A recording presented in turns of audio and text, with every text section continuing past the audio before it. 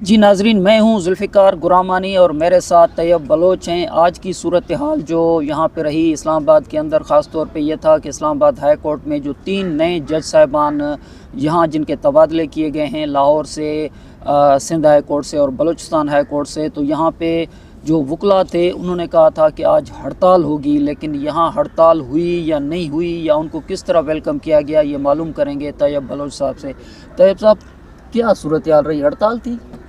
देखें, कोशिशें तो की गई थी, हड़ताल की कॉल भी दी गई थी एक बार एसोसिएशन की जानिब से। इस्लामाबाद हाई कोर्ट बार के सदर रियासत अली आज़ाद हैं, उनकी जानिब से ये था, लेकिन वकला ने इस चीज़ को मुस्तरद कर दिया, क्योंकि बात यह है कि वकला के पास जो है ना, वो क्या हम पहली दफ़ा देख रहे हैं कि इस वजह से महज एहतजाज किया जा रहा है कि आइन पे अमल दरामद क्यों किया।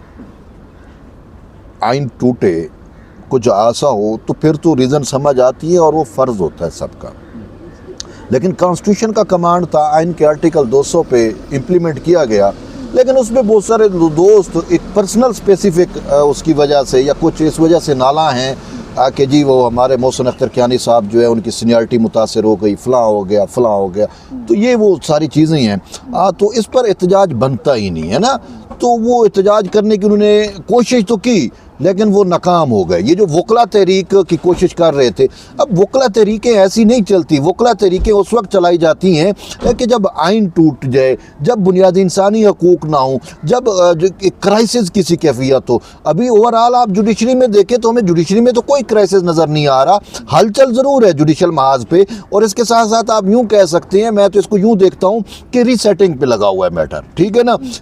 चीज़ें रीसेट हो रही हैं। जो खामियाँ आ गई थी, जो खला आ गया था, जो बिगाड़ पैदा हो गया था, वो अब उसको रीसेट किया जा रहा है। मुझे आप ये बताएं कि इस्लामाबाद हाई कोर्ट जब कॉन्स्टिट्यूट हुआ, जब उसको बनाया गया, तो उसमें लिखा हुआ है कि इस्लामाबाद हाई कोर्ट जो है वो एक वफाकी हाई कोर्ट है, और इसमें वफाकियत जो है वो नज़र आएगी, और चारों सूबों से और कौमी इकाइयाँ जो हैं हमारी फेडरेशन की, उनमें से जजेस जो है वो यहाँ पे अपॉइंट किए जाएंगे। और माजी में होता भी रहा, मतलब हमारे बलूचिस्तान से जो है वो एक जज यहाँ पे चीफ जस्टिस रहे, आपके सिंध से यहाँ पे जज आते रहे, पंजाब से जज यहाँ पे आते रहे, खैबर पख्तूनख्वा से जज यहाँ पे आते रहे। लेकिन उसके बाद हम देखते हैं कि तहरीक इंसाफ की जो रजीम थी, उस रजीम में वो जो वफाकियत थी इस्लामाबाद हाई कोर्ट के अंदर, जो चारों सूबों की अलामत समझी जा रही थी, वो मदूम हो गई। अब उसमें हमारे जस्टिस अतर मिनल्ला साबिक chief justice Islamabad high court, वो जो है ख़ुद चीफ जस्टिस बने, और उसके बारे में उनको यही कहा जाता है कि फैज़ की वजह से बने। बहरहाल वो चीज़ें अलग हैं, लेकिन ये भी है कि फैज़ याब जजेस लगा दिए। अब उसमें हमें सिंधी स्पीकिंग जज नज़र नहीं आए, वो ख़त्म हो गए आना। बलोची स्पीकिंग तो ख़त्म हो गए। तो वो फिर एक जो है ना हम ख्याल टाइप जजेस लगाए जा रहे थे, और ख़ुद अतर मिनल्ला साहब ने कहा कि मैंने हेड हंटिंग करके ये जजेस लगाए हैं। तो हेड हंटिंग करके उन्होंने जो है वो फेडरेशन को कमज़ोर किया, उन्होंने वफाकियत जो इस्लामाबाद हाई कोर्ट की खूबसूरती थी उसको मादूम किया।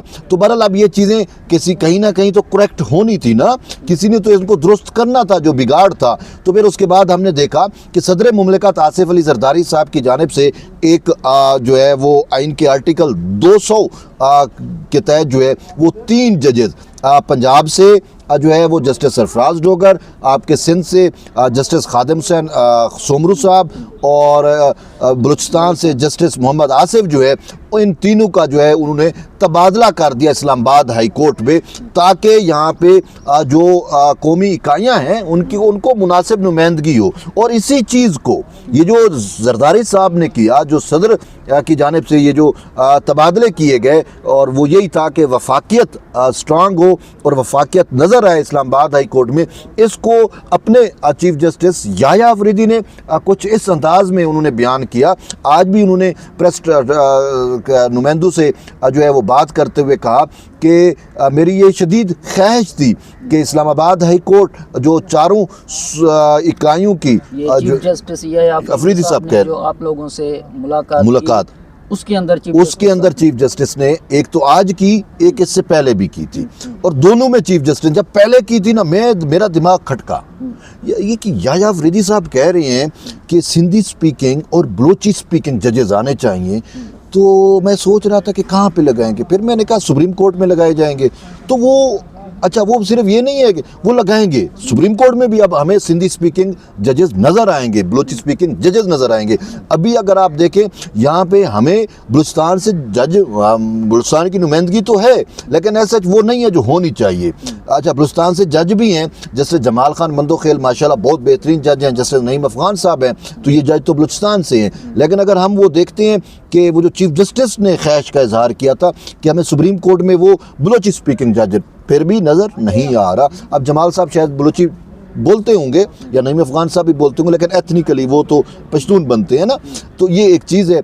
अच्छा, सिंधी, अब मैं आपको बता देता हूँ, यहाँ पे मेरा नहीं ख्याल कि कोई जज सिंधी हो अभी सुप्रीम कोर्ट में। हाँ, सिंध के कोटे पे जज ज़रूर है, और सिंध के कोटे पे तो एक ऐसे मुझे जज साहब हैं जो लाहौर से जिनका ताल्लुक है, लेकिन सिंध के कोटे से जज बने हुए हैं। तो ये वो चीज़ें थी। चीफ जस्टिस याया अफरीदी सिंध गए, गोटकी गए, और उन्होंने दूर दराज डिस्ट्रिक्ट जो सिंध के हैं उसका विजिट किया, आवारान का किया, गवादर का किया, बलूचिस्तान की कुछ अजला में वो घूमे फिरे।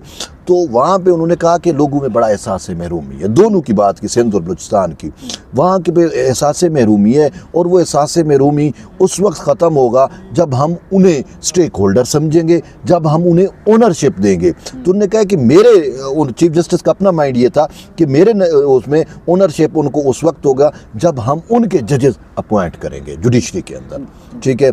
तो फिर इसी वजह से अब हम देख रहे हैं कि इस्लामाबाद हाई कोर्ट में उन्होंने खुद चीफ जस्टिस की मंजूरी होती है ना, सदर और चीफ जस्टिस, तो सदर साहब ने तो इनिशिएट किया, लेकिन उसको वेलकम किया अपने चीफ जस्टिस याया अफरीदी ने। लेकिन एक ख्याल ये भी है ना कि चीफ जस्टिस याया अफरीदी साहब क्योंकि चीफ जस्टिस हैं, आपको याद है कि काजी फायज ईसा साहब से भी यही शिकायत थी उन 5 जज साहिबान की इस्लामाबाद हाई कोर्ट की। उन्होंने ख़त लिखा था और कहा था कि ये इन्होंने क्यों पार्लियामेंट की तरफ मामला भेज दिया, ये तो खुद सुमोटो एक्शन लेना चाहिए था। उन्होंने ही ख़त लिखा कि भाई ये न करें, बाहर से जजों को न लाएं। तो आप ये कह रहे हैं कि मौजूदा चीफ जस्टिस अफरीदी साहब जो हैं उनकी ख्वाहिश थी कि बाहर से लोग हैं, बिल्कुल उन्होंने उन खत को रद्द कर दिया, आप ये कह रहे हैं? बिल्कुल रद्द किया, उठा के फेंक दिया। बात ये खत क्यों लिखा? पर्सनल इंटरेस्ट के लिए ना, जबकि खत में तो अब एक साइड पे आर्टिकल, एक साइड पे कॉन्स्टिट्यूशन, एक साइड पे खत, तो कौन किसको अहमियत देगा? जो आइन और कानून पे अमल करने वाले हैं वो तो कॉन्स्टिट्यूशन को अहमियत देंगे ना। सदर मुमलिकत तो एक आइनी होता है, चीफ जस्टिस एक आइनी होता है ना, तो उन्होंने तो आइन के तहत ही रहना है ना, आइन के तहत ही चलना है, तो वो आइन के कमांड को ही फुलफिल करेंगे ना, इन खत को तो अहमियत नहीं देंगे।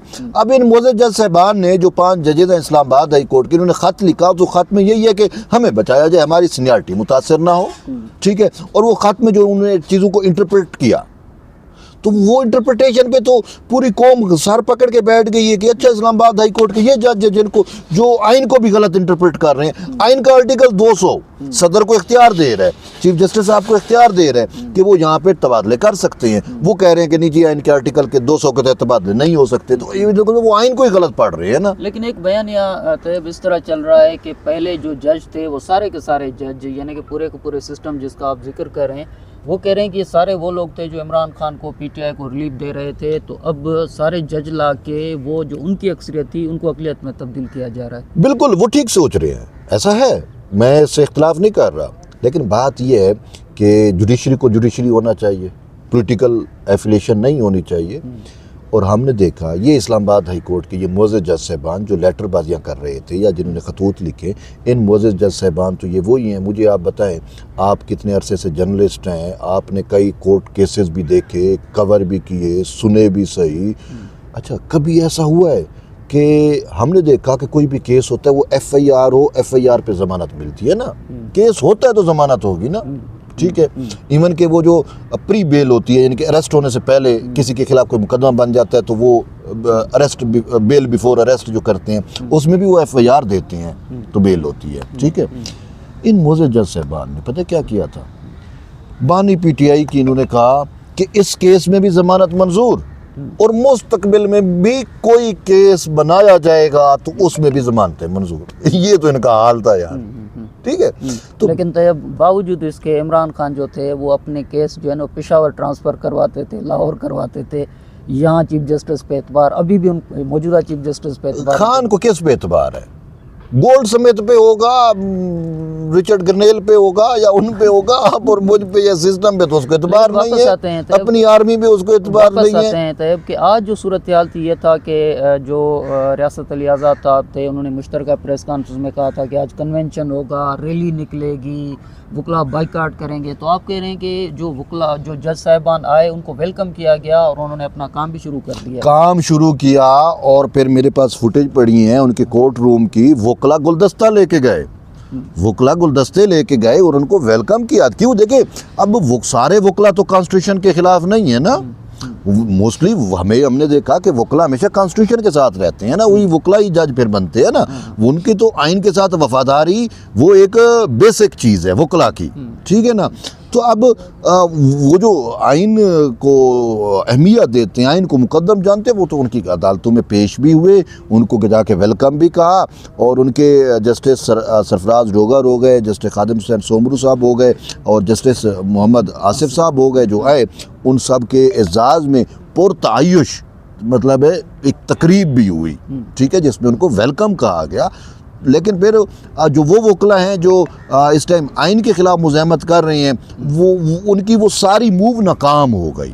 उनकी था कि सारे वकला होंगे, प्रेशर बिल्ड होगा, टैक्टिस होंगे, ये होगा, जो कुछ उन्होंने अपनी प्लानिंग की हुई थी सारी बढ़ गई, वकला भी पेश होते रहे, वो एक किस्म के नाकाम हो गए। फिर आप ये देखें कि आपने अपनी सिंध हाई कोर्ट बार का एलामिया पढ़ा ना, वो क्या कह रही है कि भाई हमें तो ये खुशी है कि हमारे सिंध के दही इलाके का एक जज जस्टिस खादिम हुसैन सोमरू अब इस्लामाबाद में आ गया है। अब ये सिर्फ देखें इख्तलाफ हर शख्स से होता भी है वो, लेकिन ये देखें कि वो सिंध के लोग कितने खुश होंगे कि यार अच्छा इस्लामाबाद हमारा है, हमारा जज भी वहाँ पे लगा हुआ है। तो एक ओनरशिप आ जाती है ना, वो जो चीफ जस्टिस याया अफरीदी के माइंड में था।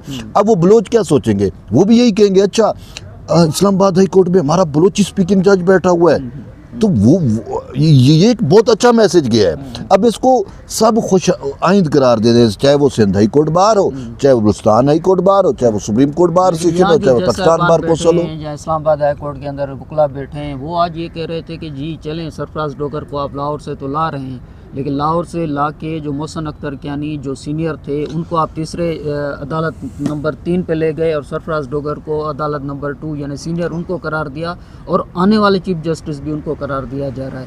तो वो कह रहे हैं कि ये क्या है। अब मुझे बताएं, मोहसिन अख्तर कियानी साहब जो है वो उनके खिलाफ तो रेफरेंसेस पड़े हैं सुप्रीम जुडिशल कौंसिल में, चे जाया कि उनको उठा के बाहर फेंक दिया जाए। मैं आज भी कह रहा हूँ सुप्रीम जुडिशल कौंसिल जो है वो उनके रेफरेंसेस में जल्द फैसला करे। चलो अगर गलत भी हैं तो उनको बेल आउट कर देना कि गलत है, फिर तो मैं कहूँगा कि मोहसिन अख्तर कियानी साहब ठीक है, ठीक है।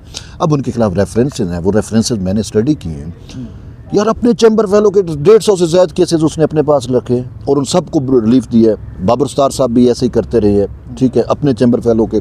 अच्छा, फिर इस्लामाबाद में बहुत सारी हाउसिंग सोसाइटीज़ हैं। आप किसी का भी केस उठाएं जो लीगल हाउसिंग सोसाइटीज़ है, उनके मैटर सारे इनके सामने लगते थे और उस पर जो महकमाना कार्रवाइयाँ होती हैं कि भाई इंक्वायरी की जाए कि इसको लाइसेंस कहाँ से मिला, ये क्या वो अप्रूवल किसने दी, ये तो वो क्राइटेरिया पे पूरे नहीं होते। मोहसिन अख्तर कियानी साहब उस पर उन इंक्वायरियों को भी रुकवाते रहे। तो बहुत सारे ऐसे केसेस हैं, बहुत सारे ऐसे मैटर्स हैं। तो मोहसिन अख्तर कियानी साहब जो है, अच्छा फिर मोहसिन अख्तर कियानी के खिलाफ जब रेफरेंस आया तो मोहसिन अख्तर कियानी ने हाई कोर्ट के 6 जजेस को अपने साथ, क्योंकि दोस्त थे, उनको मिला के लेटर लिख दिया सुप्रीम जुडिशल कौंसिल को। और वो उस वक्त लिखा जब उनके खिलाफ शिकायत आ चुकी थी। वजह क्या था कि मेरे खिलाफ प्रोसीडिंग ना चले, और प्रोसीडिंग तो रुक गई। अब ऐसे जज का कहीं ना कहीं तो तदारक तो करना है ना, निज़ाम इंसाफ को चौक तो नहीं करना ना, निज़ाम इंसाफ तो चलना है, तो उसको चलाने की कोशिश की जा रही है ना। अब वही मैं कह रहा हूँ रीसेट करने की कोशिश की गई है, जो पूरा सिस्टम चौक कर दिया गया था। अब इसके कई पहलू है। एक को आप इसको वफाकियत नज़र आएगी, आपको इसमें जो है खूबसूरती नज़र आएगी कि यार चारों सूबों के लोग यहाँ पे हाई कोर्ट में बैठे हुए हैं, ठीक, एक चीज़ ये है। दूसरा आपको जो है वो एक जो तासुर मिल रहा था कि ये सहूलतकार जज है एक मखसूस पॉलिटिकल पार्टी के, वो तासुर अब ज़ायल होगा, ठीक है, इंसाफ का बोलबाला हमें नज़र आएगा।